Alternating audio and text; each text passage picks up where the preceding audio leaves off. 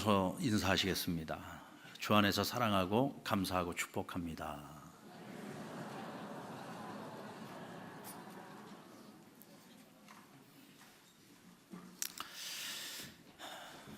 요한계시록은 사도 요한이 예수님으로부터 계시를 받아서 소아시아 7교회에게 보내는 편지로부터 시작이 됩니다. 소아시아 7교회는 당시 소아시아 지역의 대표적인 교회들을 의미하고 있지만 또 한편으로는 지상에 존재하고 있는 모든 교회들의 모습을 담고 있는 하나의 그릇이라고 할 수가 있습니다. 오늘날 교회들이 자기 갱신의 노력을 하고자 한다면 오늘 이 소아시아 7교회에게 주시는 주님의 말씀이 우리에게 보약이 되기도 하고 양약이 되기도 할 것입니다. 7교회를 향한 주님의 말씀은 크게 세 가지 유형으로 나눌 수 있습니다. 첫째는 칭찬만 들은 교회, 둘째는 책망만 들은 교회, 셋째는 칭찬과 책망을 겸하여 받은 교회입니다. 서머나 교회와 빌라델비아 교회는 칭찬만 들은 교회라면 사대교회와 라오디게아 교회는 책망만 들었습니다. 그리고 에베소, 버가모, 두아디라 교회는 칭찬과 책망을 겸하여 들었습니다. 근데 우리가 여기서 한번 생각해 봐야 될 것은 칭찬만 들은 교회와 책망만 들은 교회는 정말 책망거리가 하나도 없고 칭찬거리가 하나도 없었던 걸까라는 거죠. 여러분 과연 그럴까요? 칭찬만 들은 교회는 책망거리가 하나도 없었을까요? 책망만 들은 교회는 정말 칭찬 들을 거리가 하나도 없었을까요? 저는 개인적으로 묵상하면서 이런 생각을 해봤습니다. 그건 아닐 거야. 분명히 칭찬만 들은 교회에도 책망거리가 있었겠지만 주님께서 이 교회를 칭찬하실 때 이 칭찬거리가 너무 귀하기 때문에 그들이 가지고 있는 크고 작은 책망거리를 그냥 덮어버린 것이 아닐까.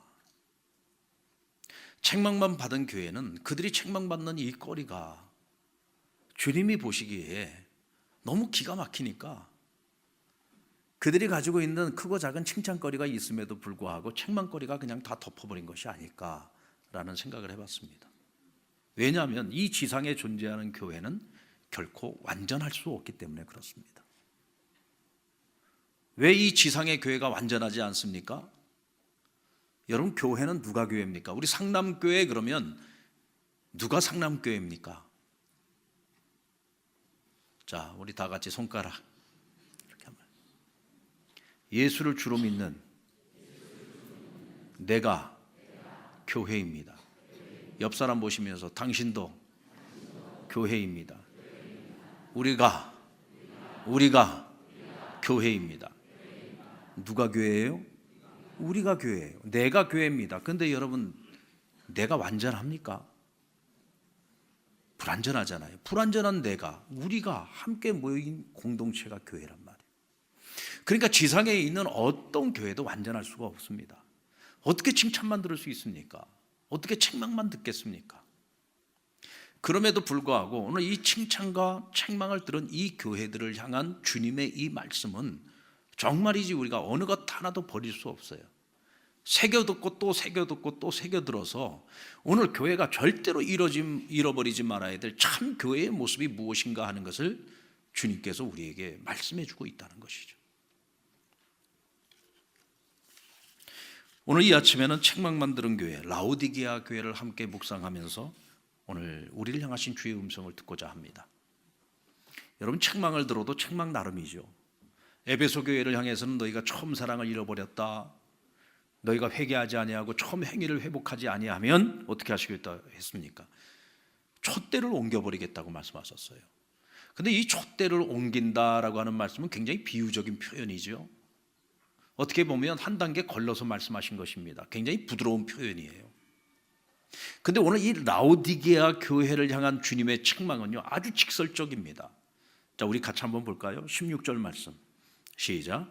내가 이같이 미지근하여 뜨겁지도 아니하고 차지도 아니하니 내 입에서 너를 토해내 버리리라.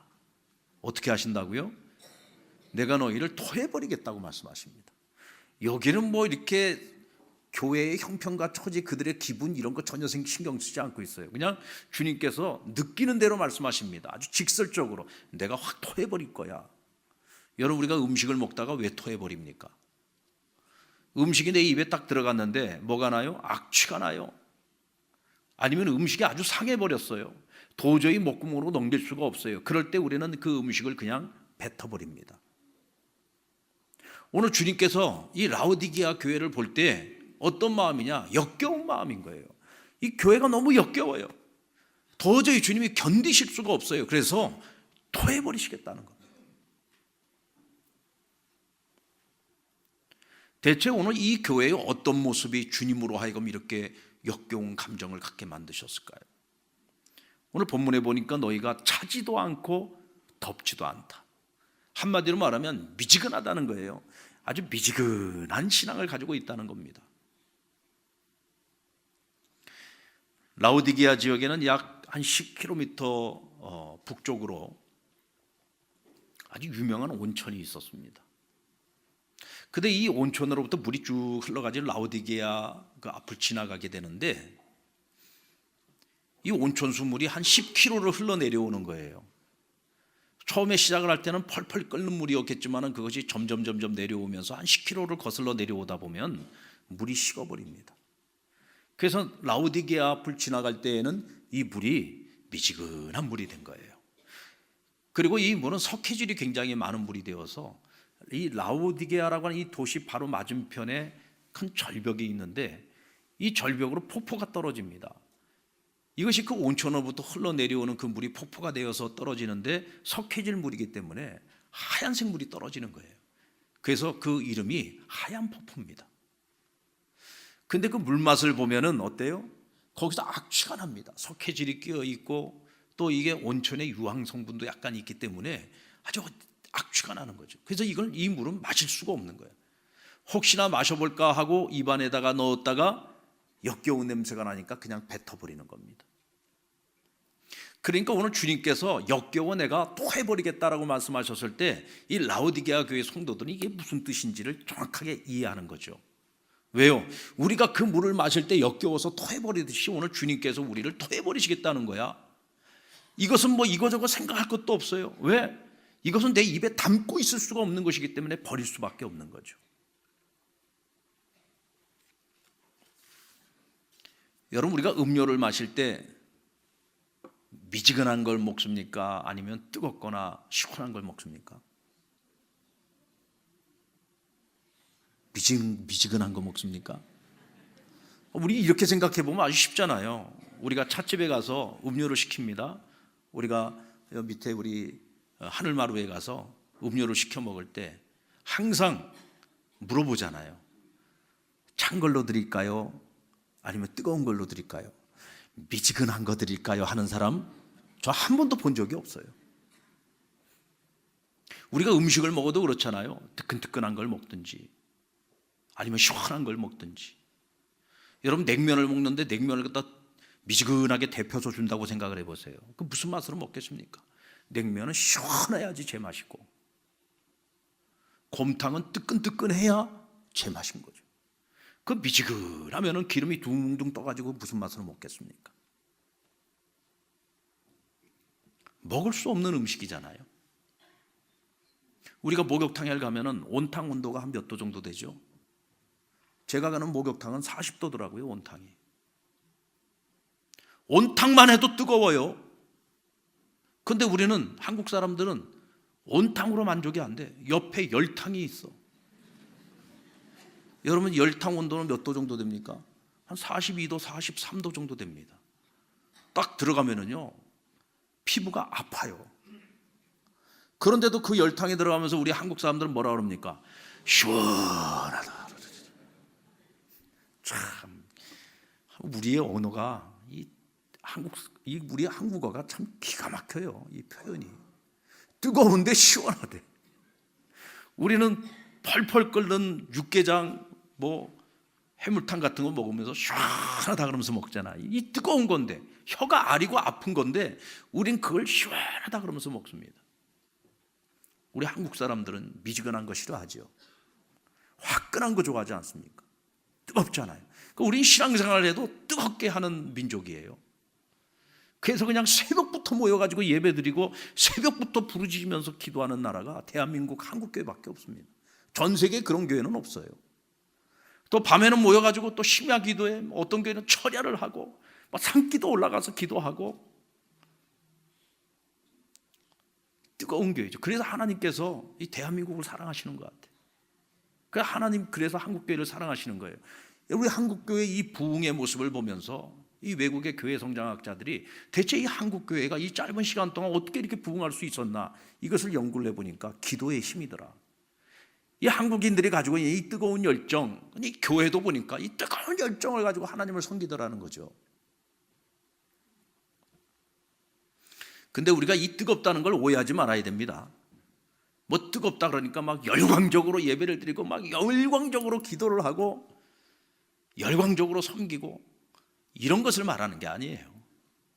조용히 예배를 드리고 조용히 기도를 하더라도 진심을 다하는, 마음과 뜻과 정성을 다해서 정말 하나님을 진심으로 사랑하고 하나님을 예배할 때도 진심으로 예배를 하고 기도를 해도 진심으로 기도를 하고 주님을 섬겨도 진심으로 섬기는, 이것이 뭐냐? 뜨거운 거예요. 뜨거우니까 사랑하는 거고 뜨거우니까 열심히 섬기는 거죠. 근데 이런 진심이 없이 그저 형식적으로 주일이 되면 교회 가야 되는가 보다 아무 생각 없이 교회 와서 아무런 기대도 소망도 없이 감사의 마음도 없이 회개의 마음도 없이 그저 몸만 와서 시간만 때우고 가버리는 예배라면 그건 예배가 아니죠. 오직하면 주님께서 신령과 진정으로 예배하는 자를 찾으시겠다고 했잖아요. 이렇게 많은 사람들이 예배를 드리고 있어도 그 예배를 다 받으시는 게 아니에요. 신령과 진정으로 진심을 가지고 하나님을 대하고 하나님을 만나고 하나님을 예배하는 자들을 찾으신다는 것. 자, 그런데 오늘 이 교회는 그런 진심을 잃어버린 교회예요. 오늘 이 라오디게아 교회를 주님께서 바라보실 때 그들의 예배, 그들의 기도, 그들의 섬김은 전혀 진심이 없단 말이죠. 그럼 대체 이 교회가 무엇 때문에 이렇게 차지도 덥지도 않은 미지근한 교회가 되었을까요? 우리 17절 말씀 같이 읽어봅니다. 시작. 내가 말하기를 나는 부자라 부요하여 부족한 것이 없다 하나 내 공고한 것과 가련한 것과 눈먼 것과 벌거벗은 것을 알지 못하는도다. 자, 오늘 이들의 문제는 너무 부자야. 이 사람들이 이 라오디게아라고 하는 이 도시 자체도 너무 부자해. 동네가 부자예요. 세계의 큰 도로가 지나가는 교통의 요지였고요. 아주 상업이 일찍부터 발달한 지역이었고요. 또 양모 산업이 굉장히 발달한 지역이었고요. 특별히 이곳은 금융 1번지였어요. 한때 이 라오디게아라고 하는 이 도시에 큰 지진이 2번이나 일어났습니다. 이 라오디게아뿐만 아니라 그 주변에 있는 사데라든지 혹은 빌라델피아 그 주변에 있는 여러 지역에 같이 지진이 난 거예요. 그 도시가 완전히 폐허가 되어버렸습니다. 로마의 황제가 이 도시들을 재건하라고 황금을 하사를 합니다. 그런데 사데라든지 이 빌라델피아 지역은 그 황금, 하사하는 황금을 받았어요. 황제로부터. 그런데 이 라오디게아는요, 우리 필요 없다. 우리는 우리의 여력으로도 얼마든지 다시 재건할 수 있다. 우리 황제의 황금이 필요 없다. 그것을 거절할 정도로 이 도시는 굉장히 부유한 도시였다는 거예요. 도시가 부자다 보니까 이 라오디게아 교회는 자기들도 굉장히 부자인 줄 알아요. 우리도 부유하다고 생각을 합니다. 그래, 우린 부족한 게 없어. 부족한 게 없다 보니까 하나님을 열심히 안 찾는 거예요. 여러분, 인간이라고 하는 이 존재 자체가 참 약한 존재고 우리가 죄인이잖아요. 우리는요, 뭔가 부족한 게 없으면 하나님 앞에 간절함이 없어요. 뭔가 부족한 게 없으면 하나님 앞에 간절히 주를 찾지 않아요. 여러분들에게 부족한 한 가지가 있습니까? 뭐라도 한 가지 부족한 것이 있으면 그거 감사하셔야 돼요. 그 부족한 게 있으니까 하나님을 간절히 찾고 하나님 앞에 나와서 살려고 애를 쓰는 거지. 우리가 아마 그런 부족한 한 가지 하나도 없이 다들 사는 것이 너무 행복하고 퍼펙트하고 너무 부유하고 풍부하다. 어쩌면 우리는 하나님 다 잊어버리고 살 겁니다. 신앙 다 까먹고 살 거예요. 근데 오늘 이 라오디게아 교회의 모습이 바로 그랬다는 겁니다. 자기들은 부유하대요. 자기들은 부족한 게 없대요. 근데 오늘 주님 뭐라고 말씀하십니까? 내가 너희를 볼 때에는 영적으로 너희는 빈꼴한 자야. 너희는 헐벗은 자야, 가련한 자야, 심지어는 뭐라냐, 벌거벗었다고 말씀하십니다.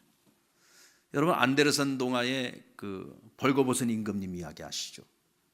제단사한테 속았어요. 그래가지고는 눈에 보이지도 않는 옷을 입은 거예요. 자기는 벌거벗고 있는 자기는 입었다고 생각을 하는 거죠. 세상에서 가장 아름다우면서도 이 신비한 옷을 내가 입고 있다고 생각을 하고는 벌거벗은 채 길거리에 나가서 활보를 하고 다닙니다. 그 모습을 보는 백성들의 눈에는 그게 얼마나 우스꽝스럽고 거북한 사람들은 역겨웠지 않았겠습니까? 근데 오늘 주님 보실 때 이 라오디게아 교회의 모습이 마치 이 벌거벗은 이 임금님과 같은 거예요. 자신의 실상을 보지 못하는 거예요. 영적으로 내가 죽어 있는데 자기는 살아있다고 생각을 하는 거예요. 사대교회에게도 그렇게 책망하지 않았습니까? 너가 살아있다고 생각하나 너희는 죽은 자라고 말씀하셨잖아요.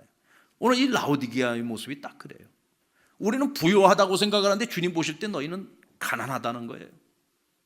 우리가 부유하다라고 생각하는데 너는 지금 벌거벗었다는 거예요.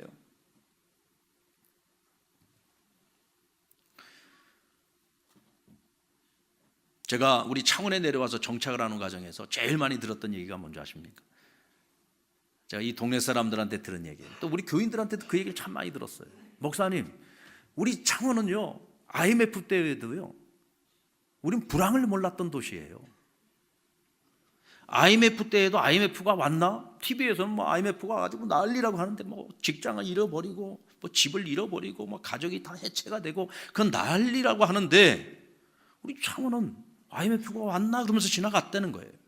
오히려 IMF 때에 더 호황을 이뤘다는 거예요. 그리고 제가 또 한 가지 들은 얘기가 뭔지 아세요? 수도권 이남에서 창원의 집값이 제일 비싸다는 거예요. 그 집값 비싼 것도 자랑이더라. 그 집값 비싼 게 뭐가 자랑이? 그게 뭐가 그렇게 대단한 거라고. 지금 집값 폭삭 내려앉았잖아.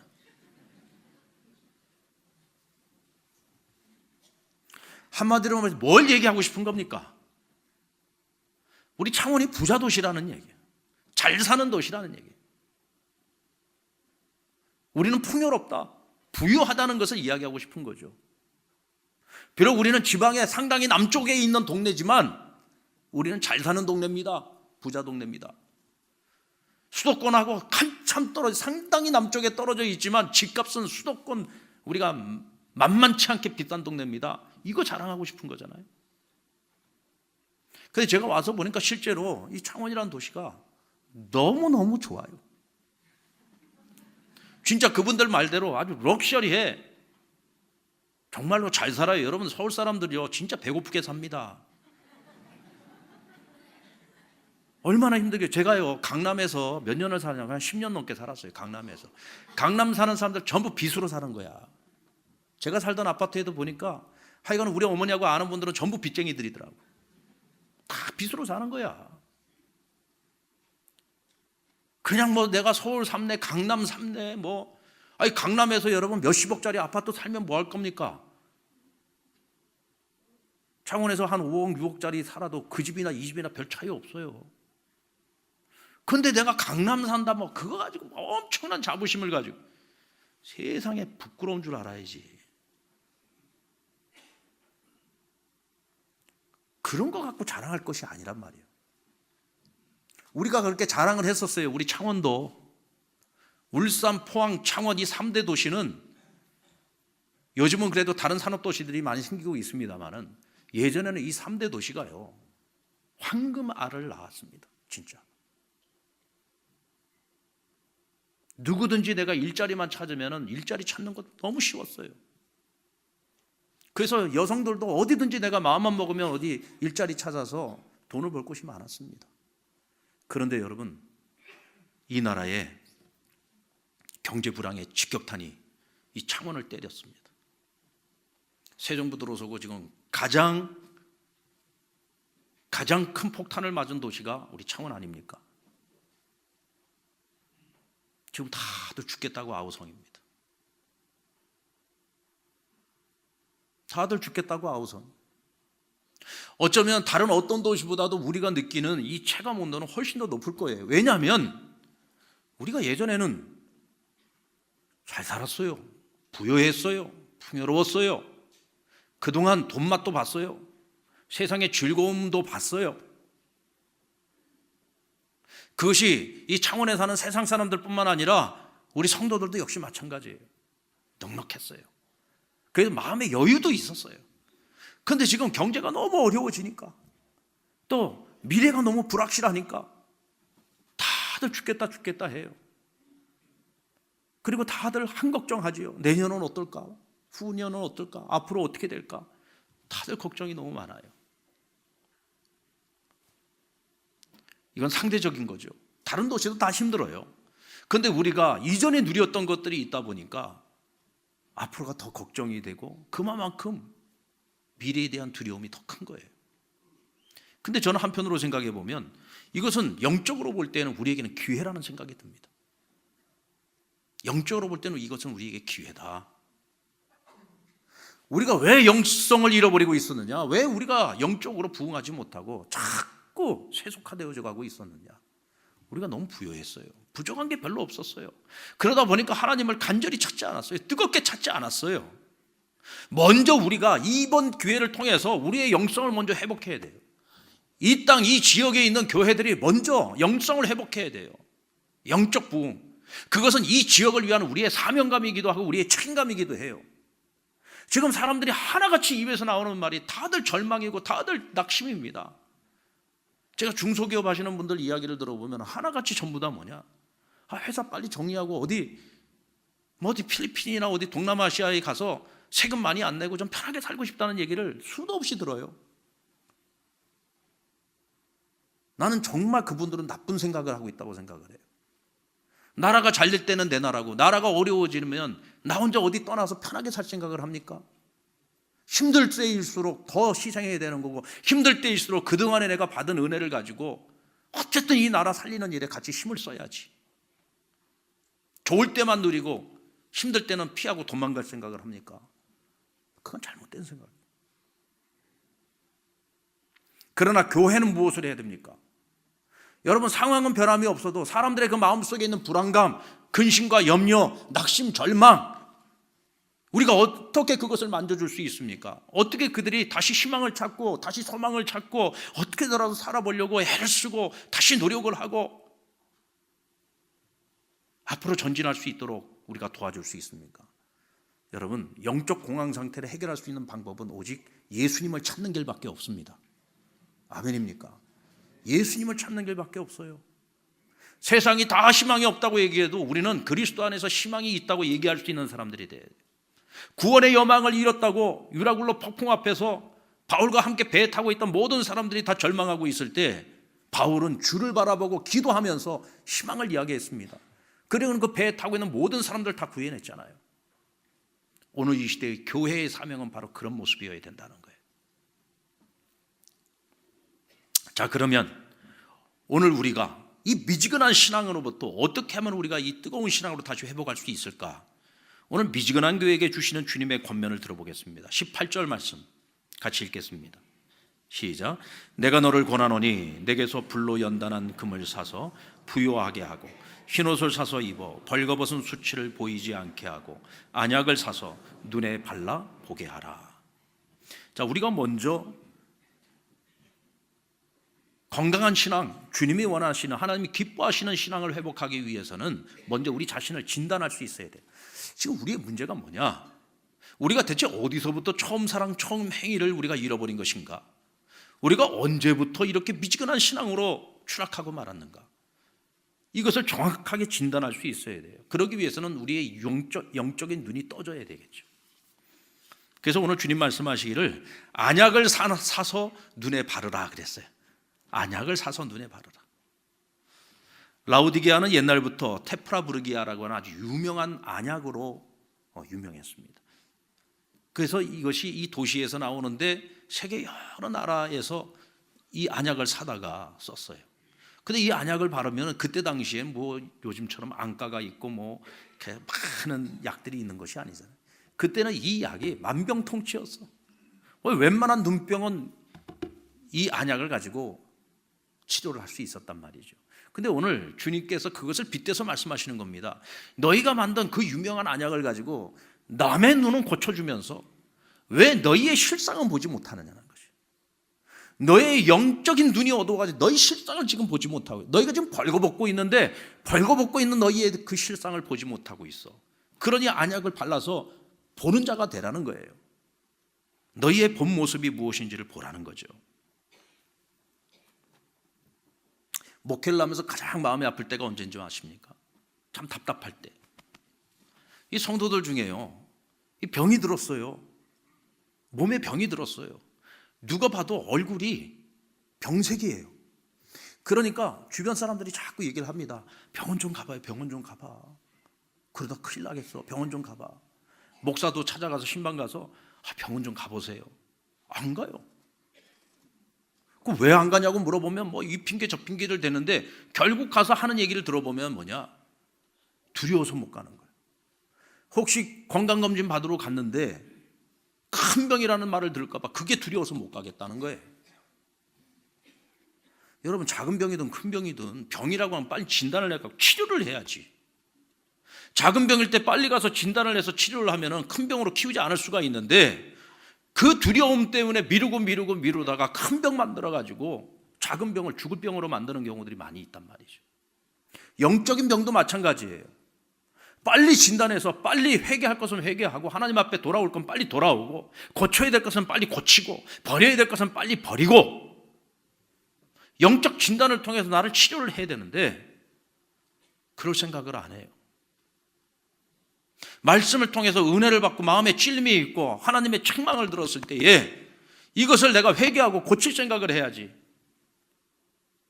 그것을 자꾸 다른 사람에게 적용하려고 하고, 또 그것을 하나님 나를 책망한다고 난 지금 위로가 필요한데 왜 하나님 나를 책망만 하느냐고, 그것 때문에 상처받고, 그것은 내가 지금 병들었다는 얘기예요. 여러분, 내 믿음이 미지근합니까? 지금 분명 내 믿음에 문제가 있습니까? 그럼 그냥 그대로 살지 마세요. 주님이 토해버리시겠답니다. 어떻게 해야 됩니까? 지금 내 영적인 문제가 무엇인지, 어디서부터 내가 이 처음 사랑, 처음 열심을 잃어버렸는지 그것을 빨리 진단을 하셔야 돼요. 그리고 뜨거운 열심을 다시 회복하셔야 됩니다. 그리고 연단된 믿음을 회복하라고 했어요. 주님께서는요, 정금 같은 믿음을 기뻐하십니다. 그 정금 같은 믿음이라는 것이 뭐냐? 불로 연단된 금을 사서 부요하게 하라 그랬어요. 불로 연단된 금, 정금이 되려면 영광로 속에다가 금을 집어넣어가지고 그거를 계속 팔팔 끓입니다. 그러다 보면 그 금의 불순물들이 다 날아가고 연소되고 사라지고 100% 순도의 가장 최상질의 정금이 만들어지는 거예요. 자, 그런데 정금 같은 믿음이라고 했어요. 오늘 주님이 원하시는 믿음은 그런 믿음이라는 거예요. 그런데 이 정금 같은 믿음을 갖기 위해서는 어떻게? 주님께 그것을 사라 그랬어요. 결국 믿음을 주시는 분도 주님이란 말이죠. 그러면 주님께 그것을 우리가 정금 같은 믿음을 사기 위해서는 어떻게 되느냐? 연단의 과정을 거쳐야 된다는 말이에요. 연단을 거쳐서 나온 정금 같은 믿음은요, 이 세상에서 주님 보시기 가장 존귀한 것이라는 거죠. 어제 저희 교회 연로하신 권사님께 신방을 다녀왔습니다. 허리가 많이 불편하시고 이제 좀 치매가 좀 많이 심해지신 것 같더라고요.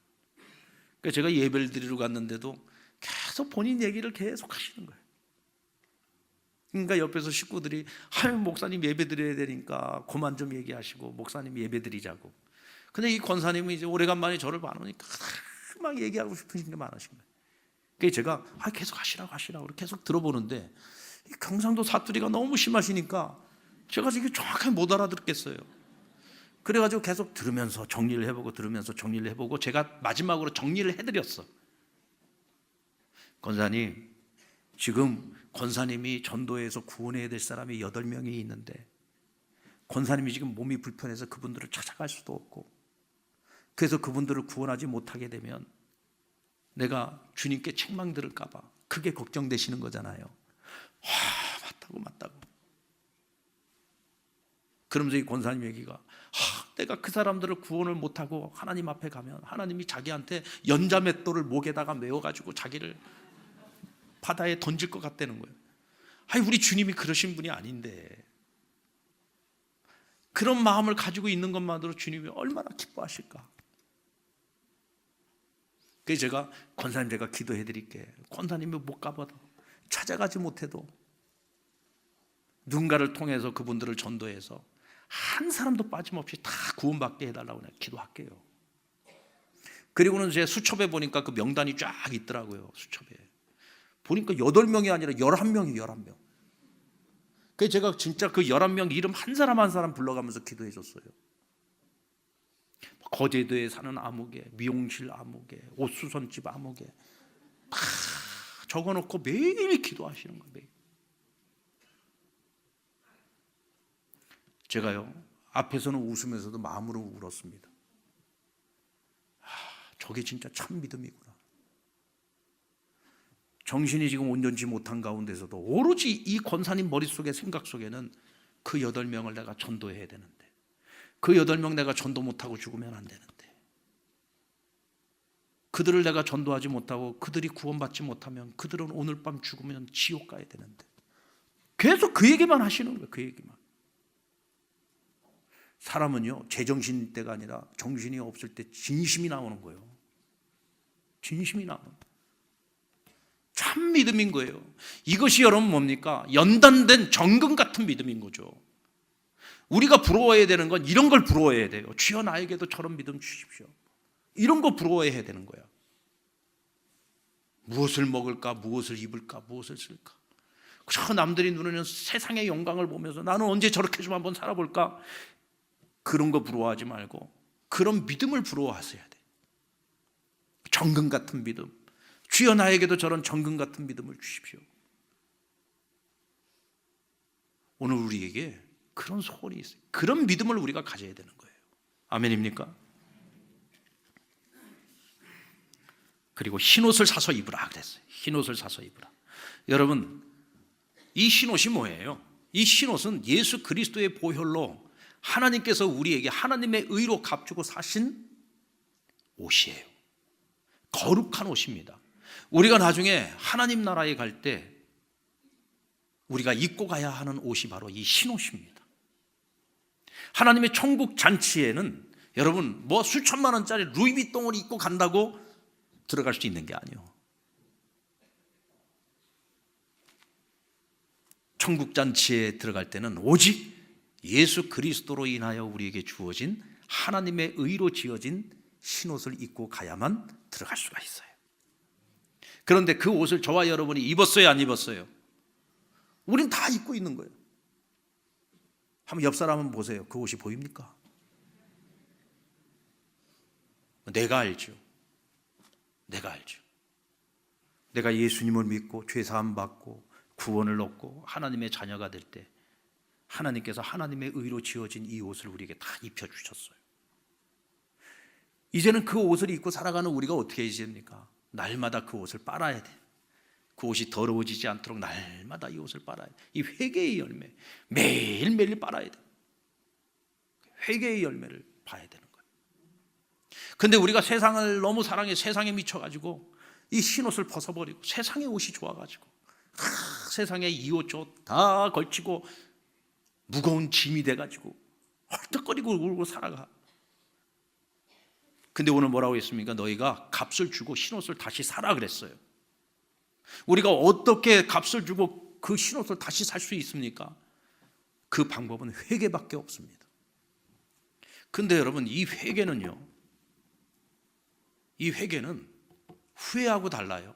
후회하고 회개는 다른 겁니다. 지난번에 우리 다니엘 기도회 때 브라이언 박 목사님이 아주 정확하게 정리를 해주셨어요. 후회는 뭐예요? 반성하고 끝나는 거야. 아이고 하나님 제가 잘못했습니다.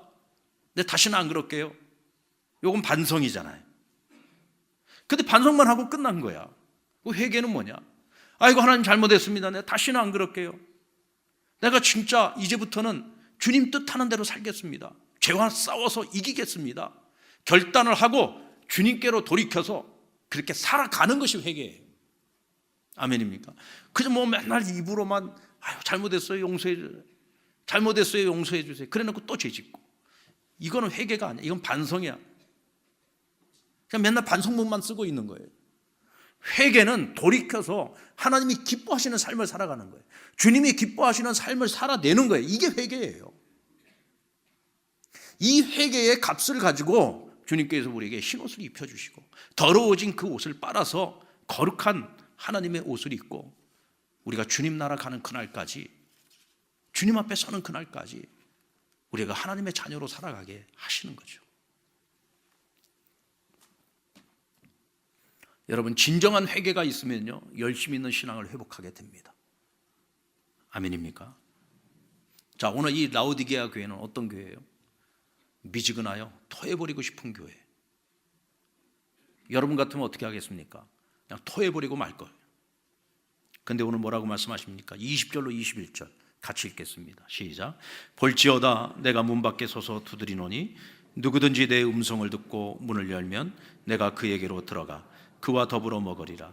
이기는 그에게는 내가 보좌에 함께 앉게 하여 주기를 내가 이기고 아버지 보좌에 함께 앉은 것과 같이 하리라. 우리 같으면 버릴 것 같은데 주님은 이 교회를 여전히 사랑해요. 토해버리고 싶을 만큼, 역겨울 만큼 힘든 교회인데, 폭망해 있는 교회인데 그래도 주님은 이 교회를 여전히 사랑하신대요. 그래서 회개하래요. 열심을 회복하래요. 그러면서 말씀하시기를 내가 지금도 두드리고 있대요. 지금도 내가 너희의 문을 두드리고 있다. 라오디게아 교회의 문을 두드리고 있다. 너희가 문을 열기만 하면 내가 너희에게로 들어가서 너희와 함께 더불어 먹고 함께 교제하고 너희가 이 싸움에서 이기고 승리할 수 있도록 내가 너희를 도울 것이다. 너희가 끝까지 참고 이겨내면, 너희가 이기는 자가 되면 내가 이 땅에서 내 사명을 감당하고 아버지께서 나를 하늘의 보좌에 앉히신 것처럼 내가 너희를 하늘의 보좌에 앉혀 하나님의 영광을 누리게 하시겠다고 약속해 주십니다. 아멘입니까? 지금 누구에게 말하고 있는 거예요? 칭찬만 듣고 있는 교회에게 얘기하는 게 아니에요. 책망만 듣고 있는 교회예요. 토해버리고 싶을 만큼 역겨운 교회라고 말씀하셨던 라오디게아예요. 그런데도 불구하고 주님은 이 교회를 포기하지 않았어요. 버리지 않았어요. 내가 너희를 끝까지 사랑한대요. 그래서 지금도 두드리고 있대요. 문만 열라는 거예요.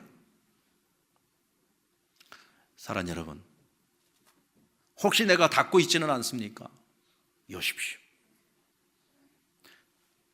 열면 돼요. 그러면 주님이 들어오셔서 나와 함께 더불어 먹고 나와 함께 교제하면서 우리에게 세상을 이길 수 있는 힘을 주시겠다는 거예요. 우리는 반드시 그렇게 돼야 됩니다. 우리 상랑교회가 그런 교회가 돼야 돼요. 이 지역에 있는 교회들이 그런 교회가 돼야 돼요. 그래야 이 세상 절망과 낙심으로 가득 찬 이 지역을 살릴 수가 있어요. 아무런 희망도 소망도 없어서 스스로 자기 목숨을 끊는 사람들도 얼마나 많습니까? 우리가 그들의 손을 잡아줘야죠.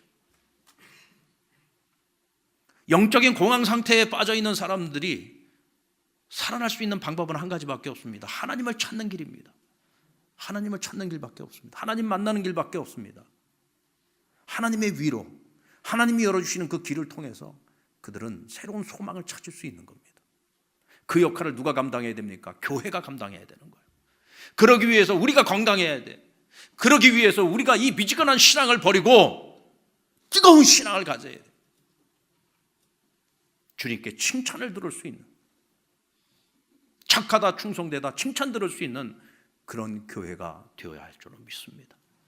여러분, 오늘 저와 여러분에게 원하시고 바라시는 우리 주님의 마음입니다. 오늘 그것을 기억하고 또 한 주간을 그렇게 살아갈 수 있는 저와 여러분 되기를 주의 이름으로 축원합니다.